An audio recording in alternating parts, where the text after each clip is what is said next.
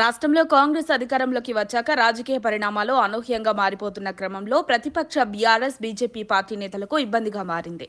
ఇదే క్రమంలో గులాబీ బాస్ కేటీఆర్ కు చెక్ పెట్టేందుకు కాంగ్రెస్ పార్టీ భారీ స్కెచ్ వేసినట్లు తెలుస్తోంది.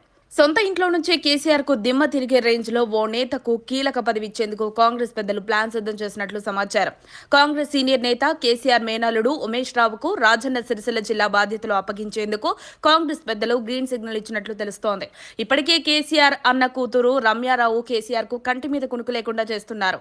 ఒక కేసీఆర్ టార్గెట్ గా రమ్యారావు పదునైన విమర్శనాస్త్రాలతో విరుచుకుపడుతున్నారు. గతంలో ఉమేష్ రావుని కేసీఆర్ అవమానించడంతో ఆయన బీఆర్ఎస్ నుంచి బయటకు వచ్చారు. ఇప్పుడు అదే ఉమేష్ రావు అనే అస్త్రాన్ని వదిలేందుకు కాంగ్రెస్ సిద్ధమైనట్లు తెలుస్తోంది.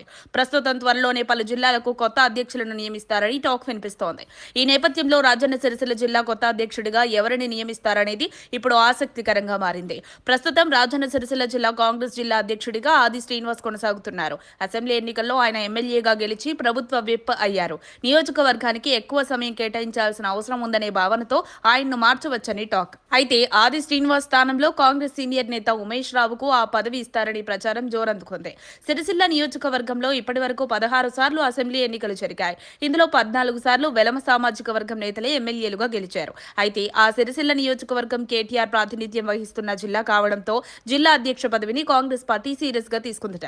సిరిసిల్లలో అదే సామాజిక వర్గానికి చెందిన నేతకు పదవి ఇవ్వాలని కాంగ్రెస్ హైకమాండ్ యోచిస్తోందట.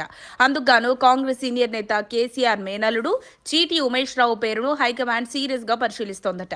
ఆయనకు జిల్లా బాధ్యతలు అప్పగించడం ద్వారా కేటీఆర్ కు చెక్ పెట్టినట్లవుతుందని అనుకుంటుందట. అటు చీటీ ఉమేష్ రావు 2006 నుంచి కాంగ్రెస్ పార్టీలోనే కొనసాగుతున్నారు. రాష్ట్రంలో 10 ఏళ్లు బీఆర్ఎస్ పార్టీ అధికారంలో కొనసాగిన సమయంలోనూ ఆయన కాంగ్రెస్ పార్టీని వీడలేదు. దాంతో రాజన్న సిరిసిల్ల జిల్లా కాంగ్రెస్ అధ్యక్ష పదవిని చీటీ ఉమేష్ రావుకు ఇస్తే కేటీఆర్ ఇలాకాలో బీఆర్ఎస్ కు గట్టి పోటీ ఇచ్చినట్టు అవుతుందని అధిష్టానం భావిస్తోందట. మరోవైపు ఉమేష్ రావుకు జిల్లా బాధ్యతలు అప్పగించడం ద్వారా వెలమ సామాజిక వర్గం ఓటర్లను ఆకర్షించవచ్చని పార్టీ పెద్దల ఎత్తుగడగా కనిపిస్తోంది. మొత్తంగా రాజన్న సిరిసిల్ల జిల్లాలో కొత్త అధ్యక్షుడి ప్రకటన త్వరలోనే వచ్చే అవకాశం ఉందని పార్టీ వర్గాలంటున్నాయి. అందరినీ కలుపుకుపోయే నేతగా గుర్తింపు తెచ్చుకున్న ఉమేష్ రావు వైపే పార్టీ హైకమాండ్ మొగ్గు చూపుతుందని గాంధీ భవన్ వర్గాలంటున్నాయి. మరిన్ని అప్డేట్స్ కోసం మా కాయ్ టీవీని సబ్స్క్రైబ్ చేసుకోండి.